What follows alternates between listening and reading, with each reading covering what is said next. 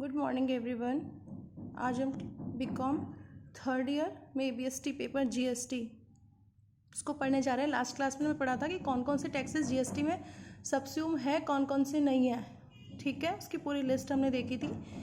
आज हम पढ़ने जा रहे हैं कि जीएसटी क्या है। अब देखो जीएसटी क्या है, गुड्स एंड सर्विस टैक्स। इसका वो क्या था, लास्ट क्लास में बताया था आपको, वस्तु सेवा, कुछ बहुत सारे टैक्सेस है जिनको खत्म करके सिर्फ एक टैक्स रखा गया था, गुड्स एंड सर्विस टैक्स। ठीक है, एक टैक्स रखा गया, गुड्स एंड सर्विस टैक्स, वस्तु एवं सेवा कर। तो ये टैक्स है क्या, मतलब क्या है और इस टैक्स को लाने की ज़रूरत क्या पड़ी, तो इसके बारे में आज हम पढ़ रहे हैं। देखो जीएसटी है, जीएसटी किस पे लेवी होता है, किस पे लगता है, गुड्स और सर्विस के सप्लाई पर। ठीक है, ध्यान रखना, जीएसटी गुड्स एंड सर्विसेज मतलब वस्तु और सेवा की सप्लाई पर लगता है। सप्लाई क्या है ये हम आगे के चैप्टर में देखेंगे, अभी आपको इतना पढ़ना है। गुड्स एंड सर्विस से रिलेटेड है ये, इन दोनों की सप्लाई पे ये वाला टैक्स लेवी होता है। और क्या है, इन इंडिया, और कहाँ लगाया जाता है टैक्स, ये इंडिया में। इंडिया में किस में, पूरे इंडिया में, पूरे भारत में। तो भारत के अंदर इसको जम्मू एंड कश्मीर को भी इंक्लूड करते हुए ये टैक्स लगाया गया है। नेक्स्ट पॉइंट है इसमें डेस्टिनेशन कंजम्पशन बेस्ड टैक्स। ये क्या है, डेस्टिनेशन मतलब गंतव्य स्थान, गंतव्य स्थान या उपभोग के आधार पर लगाया जाने वाला टैक्स है। इसका मतलब जिस स्थान पर इसका कंजम्पशन होगा, ठीक है ना, या फिर जिस स्थान पर वस्तु या फिर सेवाएं पहुंचाई गई है, मतलब जो इसका लास्ट प्लेस है, ऑरिजिन। देखो दो चीज़ होता है, एक तो ऑरिजिन होता है, एक डेस्टिनेशन होता है। जहाँ से सेवाएं दी गई है, नहीं जहाँ सेवाएं ली गई है, मतलब जहाँ इसका कंज्यूमर है। डेस्टिनेशन बेस ही हो गया, कंजम्पशन बेस, इसका मतलब प्रोवाइडर नहीं, जहाँ कंज्यूम की गई है, जहाँ पे ये यूज ली गई है सर्विसेज, इस बेसिस पे टैक्स लगता है। ये जिस जगह होगा, ये वाला जिस स्थान पे होगा, जैसे मान लो ये आपका है राजस्थान में, तो आपका टैक्स लगेगा जीएसटी। अगर ये आउट ऑफ इंडिया हो तो उस हिसाब से क्या होगा, वो इंडिया के बाहर है, नॉन टैक्स टेरिटरी में आ जाएगा वो। ये सब हम बाद में देखेंगे, आप बस इतना ध्यान रखना, डेस्टिनेशन बेस्ड टैक्स है। जहाँ पे ये इसका गंतव्य स्थान है, जहाँ पे इसका उपभोग स्थान है, वहीं पे क्या होगा, इसकी टैक्सिंग होगी। थर्ड है tax on value addition base burden of tax to be पॉन्ड बाय फाइनल कंजम्पशन। इसमें देखो ये क्या है, वैल्यू एडिशन टैक्स है। वैल्यू एडिशन मतलब जैसे जैसे आपका वैल्यू एड होता जाएगा, जैसे मान लो 10 रुपये का आटा लिया आपने, आटे से क्या की ब्रेड बना के उसको 30 रुपये में बेच दिया, तो 20 रुपये आपके वैल्यू एडिशन हो गया। 20 रुपये पे आपने मानो टैक्स रेट है 10%, तो आपने 10% टैक्स लगा दिया। अब वो ब्रेड बनाई आपने 30 में, 30 के बाद में ब्रेड के मान लो आप किसी होटल्स में सेल कर रहे हो, वहाँ पे उसके सैंडविचेस बनते हैं, तो वो बिकता है 100 रुपीज़ में, तो 30 से 100 रुपीज़ हुआ, 70 रुपीज़ हमने वैल्यूएट कर लिया उस पर, तो 70% पे टैक्स लगेगा। तो मतलब इसमें क्या है, ये वैल्यू एडिशन पे टैक्स लगता है, बार बार फुल वैल्यू पे नहीं लगता। पहले क्या होता था, सेल टैक्स था जब जीएसटी से पहले, तो उसमें ये होता था कि पहले आप 10 पे भी टैक्स लगा रहे हो, फिर पूरे 30 पे लगा रहे हो, फिर पूरे 100 पे लगा रहे हो, तो मतलब टैक्स पर टैक्स लग जाता था। ठीक है, बात समझ में आ रही है कैसे। पहले देखो क्या प्रैक्टिस थी, जैसे 10 रुपये का था आटा, इस पे टैक्स लग गया 10%। ठीक है, ये हो गया आपका 1 रुपये। अब इसके बाद में इस आटे से आपने क्या बना दी, ब्रेड बना दी, 30 रुपीज़ में बेच दिया, इस पर भी 10% लग रहा है। 10% ये टैक्स रेट है, टैक्स रेट। ठीक है, इस पर भी क्या लग गया, 3 रुपये लग गया। अब ये पहले वाले से आपने इतना ले लिया टैक्स, फिर अगले से इतना ले लिया, तो अभी टैक्स रिकवर करते जा रहे हो। अभी 100 रुपये में बिकेगा, उससे भी 10% टैक्स ले लोगे, तो 10 रुपीज़ लिया। जबकि क्या होना चाहिए था, ओनली वैल्यू एडिशन पे 20 रुपीज़ यहाँ पे एक्स्ट्रा आया, इस पे टैक्स लग के 2 रुपये लेते आप। इस पे क्या हुआ, 70 रुपये, तो इस पे क्या होता आपका, यहाँ पे आपका 70 पे सिर्फ आता 10% से 7 रुपये, तो ओनली वैल्यू एडिशन पे टैक्स लगना है। तो इस तरह से टैक्स लाइबिलिटी आती है, और इस केस में क्या है, इस तरह से टैक्स लाइबिलिटी आ रही है, तो ये फ़र्क है। तो ये क्या करता है, ओनली वैल्यू एडिशन पे टैक्स लगाता है जीएसटी, और इसका जो टैक्स का बर्डन है वो किसके हाथ में जाएगा, फाइनल कंज्यूमर, जो भी इसको यूज़ कर रहा है प्रोडक्ट को, उस पे जाएगा इसकी टैक्स की लाइबिलिटी। क्यों, क्योंकि जितने भी पहले वाले जो टैक्स पे कर करके आ रहे थे, उन सबको क्या मिलती है, उनको सबको आईटीसी, इनपुट टैक्स क्रेडिट मिलती जाती है। मतलब जो हमने टैक्स पे किया उसकी लाइबिलिटी घटा के फिर आगे वाले टैक्स को पे करना होता है इसमें। तो लेने की बात ये, वैलिडेशन पे टैक्स लगेगा, फाइनल कंज्यूमर होगा, जो भी कंज्यूम करेगा उसको, उस पर टैक्स लाइबिलिटी आएगी। जो भी फाइनल कंज्यूमर होगा। इसके बाद में remove cascading effect. Cascading effect क्या होता है? By providing tax credit of previous stages. इसमें यह है कि कैस्केडिंग टैक्स के ऊपर टैक्स लगता रहता है ना, वो वाला चीज़ नहीं चलेगा। अगर आपने कोई पहले टैक्स पे किया है, जैसे आपके पहले किसी प्रोडक्ट पे 2 रुपये टैक्स पे करके आ रहे हो, अब आप उसको बना के आगे बेचते हो और उस पर 10 रुपये टैक्स पे करने हैं आपको, तो उस 10 में से पहले आपका चुकाया हुआ 2 रुपये लेस किया जाएगा, अब आपको सिर्फ 8 रुपये ही टैक्स पे करना है। तो क्या है कास्केडिंग इफेक्ट? मतलब टैक्स पे के ऊपर टैक्स लगना। इस चीज़ को ये क्या करता है? जीएसटी रिमूव करता है। ये आप क्वेश्चंस करोगे आगे, उसमें समझ में आएगा आपको कैसे क्या है। अब देखो need of introduction of GST. इसमें क्या है, आपका जीएसटी जो आया है उसके आने की ज़रूरत क्या थी? क्यों लेके आए जीएसटी को हम? बाकी जो टैक्सेस चल रहे थे वैसे भी टैक्स लगा सकते थे, इसको लाने की क्या ज़रूरत पड़ी? तो क्या है? Deficiency of the existing indirect taxes. अभी जो भी इनडायरेक्ट टैक्सेस थे, जो मैंने लिस्ट में बताए थे आपको लास्ट क्लास में, उनमें कुछ ना कुछ कमियां थी। उन कमियों को ख़त्म करने के लिए, डेफिशिएंसीज मतलब कमी, जो भी एग्जिस्टिंग इनडायरेक्ट टैक्सेस थे इनमें कुछ कमियां थी, उस कमियों को ख़त्म करने के लिए हम जीएसटी लेके आए। हम एक दो एग्जाम्पल देखते हैं कैसे क्या कमियाँ थी। देखो, पहले एक टैक्स चलता था excise duty. Excise duty and VAT. Excise duty मतलब उत्पाद शुल्क। ये किस पे लगता है? जब ये कोई प्रोडक्शन होता है किसी फैक्ट्री में, तो जो भी गुड्स होते हैं, प्रोडक्ट फाइनल प्रोडक्ट होते हैं, उसी टाइम पे इस पर क्या लग जाता है? एक्साइज ड्यूटी लग जाती है, ईडी लग जाती है। इसको बंद कर चुके हैं सेंट्रल गवर्नमेंट से, तो ये बंद है। स्टेट गवर्नमेंट में ईडी एक्साइज ड्यूटी चालू है, सिर्फ किस लिए? अल्कोहल प्रोडक्ट्स वगैरह के लिए, शराब वगैरह ये सब, तो मैंने बताया था उसमें लिस्ट में। तो सिर्फ एक्साइज ड्यूटी उसके लिए है, अभी जो भी है एग्जिस्ट कर रही है, बाकी वैसे एक्साइज ड्यूटी खत्म हो चुकी है प्रोडक्ट्स पे। और ये एक्साइज ड्यूटी एंड वैट, ठीक है, ये थे। इनमें क्या कमियां थी? देखो, पहले क्या होता था? बेसिक वैल्यू, आपका कोई फाइनल प्रोडक्ट बन रहा है, ठीक है, एक फैक्ट्री से आपने क्या किया?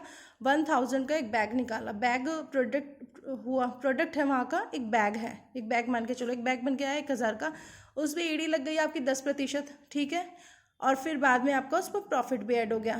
तो बैग, ईडी एंड प्रॉफिट, ये तीनों, जैसे मान लो ये आपका 1000 का बैग था, ईडी लग गई इस पे 10%, 100 रुपये, और आपका प्रॉफिट भी इस पे आ गया, इन पे 1100 पे मान लो आपका प्रॉफिट आपको कमाना था 110 रुपये, 10% कमाना था प्रॉफिट।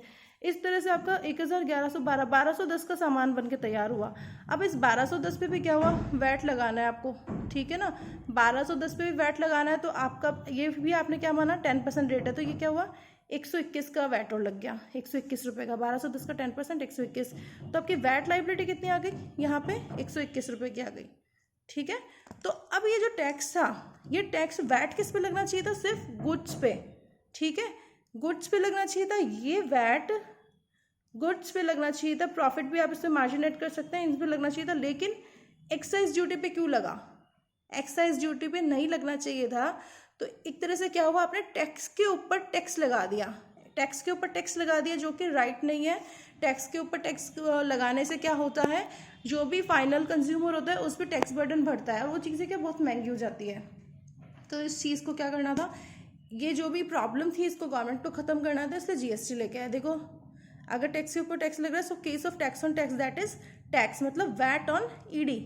वैट किस पे लग गया? एक्साइज ड्यूटी पे लग गया, टैक्स ऑन टैक्स लग गया। So this enhances burden of tax liability on final consumer. Final consumer पे क्या करता है? ये टैक्स बर्डन बढ़ा देता है। समझ में आ गया?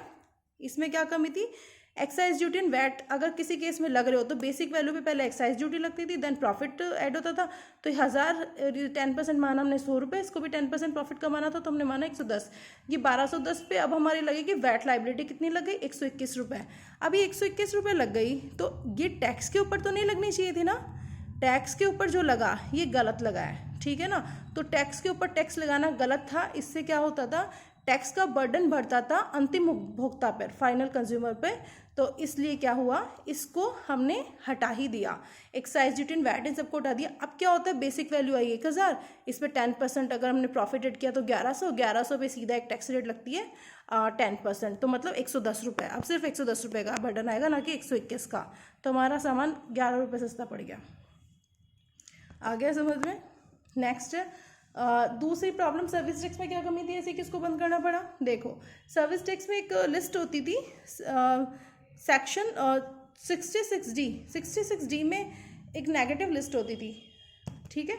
उस लिस्ट में कुछ टैक्स के नाम दिए हुए थे, कुछ सर्विसेज के नाम दिए थे कि हाँ इन सर्विसेज पे क्या करना है, टैक्स नहीं लगाना है, ठीक है। और इसके अलावा 66D जो है, इसमें जो भी लिस्ट में कुछ जो भी सर्विसेज मेंशन है, इनके अलावा जो भी सर्विसेज होगी ना, उन सबको क्या करना था, टैक्सेबल, उन सब पे कर लगाना था। तो क्या होता था, जिनको कर नहीं देना होता था, जो कर चोरी करना चाहते थे, कर से बचना चाहते थे, वो अगर उनकी सर्विसेज टैक्सेबल भी होती थी, फिर भी उसको वो इस फॉर्म में कन्वर्ट करते थे कि वो 66D में आ जाए, ठीक है। 66D में जैसे अगर वो फॉल कर गई वो सर्विस, तो वो टैक्स से बच जाते थे। इससे क्या होता था, एक तरह से पार्शियलिटी होती थी, दो तरह की सर्विसेज हो गई, कुछ को सर्विस किस पे टैक्सेबल लगा रहे हैं और किसी पे टैक्स नहीं लगा रहे, तो दो तरह की सर्विस, दो उसमें बांट रखा था, एक को कर मुक्त और एक लिस्ट को कर योग्य कर रखा था। तो एक तो पार्शियलिटी थी। दूसरी चीज़ क्या थी कि जिसको रेवेन्यू चोरी करनी होती थी, तो वो कुछ प्रोविजंस को अपनाकर, कुछ चालाकी अपनाकर जो उसकी टैक्सेबल सर्विस होती थी उसको इस लिस्ट के अंदर कन्वर्ट करने की कोशिश करते थे। इसकी जो भी नेचर थी टैक्स, जो भी सर्विसेज की, उसके जैसा बनाने की उसको कोशिश करके और टैक्स से बच जाते। तो इससे क्या होता था, गवर्नमेंट की रेवेन्यू का लॉस होता था। टैक्सेस नहीं भरेंगे तो गवर्नमेंट रेवेन्यू का लॉस होगा। तो इन सब चीज़ों से बचने के लिए, इन सब चीज़ों को ठीक करने के लिए क्या किया, इस टैक्स को भी हटा दिया। और भी इसमें बहुत सारी कमियां थी। और कमियां क्या थी इसमें इनडायरेक्ट टैक्स में, कि जैसे आपने मान लो जैसे अपने टैक्स पे किया है, आपने एक्साइज ड्यूटी चुकाई, सर्विस ड्यूटी चुकाई, लेकिन अगर आप क्या कर रहे हैं, ये सब चुका के आ रहे हैं और आगे आपको वैट भी वैट, अब आपने कुछ सामान बनाया, ईडी एंड सर्विस टैक्स चुका के, और उसके बाद में क्या हुआ, उस पर कुछ प्रोडक्ट बनू के आपने बेच दिया और उस पर वैट लगा दिया। तो आपने वैट लगा दिया, वैट आप पे कर रहे हो 100 रुपये, और पहले आप एक्साइज ड्यूटी सर्विस टैक्स पे करके आओ 30 रुपये, ठीक है। तो इस केस में क्या होगा, आपको 100 रुपये वैट चुकाना है। 100 में से 30 रुपीज़ लेस करके 70 रुपये की टैक्स लायबिलिटी आए, ऐसा नहीं है, आपको पूरा 100 रुपये चुकाना था। इसमें क्या होता था, कुछ केसेस में ITC इनपुट टैक्स क्रेडिट नहीं मिलती थी, कुछ टैक्स के केसेस में। अब क्या है, सारे टैक्स एक जैसे हो गए, ईडी, पहले वैट, इन सब में ये था कि इसकी इनपुट टैक्स क्रेडिट इसमें नहीं मिलेगी, इस वाले टैक्स की इनपुट क्रेडिट इसमें नहीं मिलेगी।